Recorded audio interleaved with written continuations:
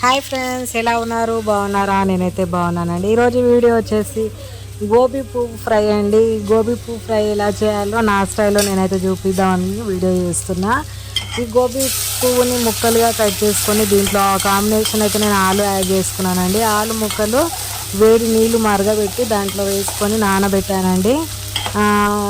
అంతలోపు మనం అయితే ఫ్రైకి అయితే ప్రిపేర్ చేసుకున్నాం. బాండీలో ఆయిల్ అయితే వేసుకొని దాంట్లో శనగపప్పు, ఉల్లిపాయలు, పచ్చిమిర్చి ముక్కలు వేసుకొని బాగా కలుపుకున్న తర్వాత అల్లం వెల్లుల్లి పేస్ట్, పసుపు వేసుకొని బాగా కలిపి పెట్టుకున్నాను.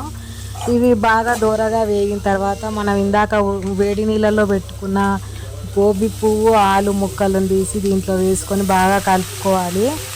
బాగా అంతా కలిసేలా కలుపుకున్న తర్వాత మనం తగినంత ఉప్పు అయితే వేసుకోవాలి. వేసుకొని బాగా కలుపుకొని మూత పెట్టేసి కాసేపు సిమ్లో మగ్గనివ్వాలి. బాగా మగ్గిన తర్వాత ఇలా వీడియోలో చూపిస్తున్న విధంగా బాగా దగ్గరికి కుక్ అవుతుంది.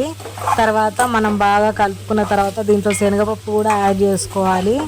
యాడ్ చేసుకున్న తర్వాత ఫ్రై అవుతుంది. బాగా ఇలా 2-3 సార్లు కలుపుకోవాలి అడుగంటకుండా. కలిపిన తర్వాత కారం అయితే వేసుకోవాలి. నేను ఇందాక పచ్చిమిర్చి కూడా వాడాను కాబట్టి ఇంకా దీంట్లో కారం అయితే ఎక్కువగా వేసుకోలేదు, లైట్గా వేసుకున్నాను.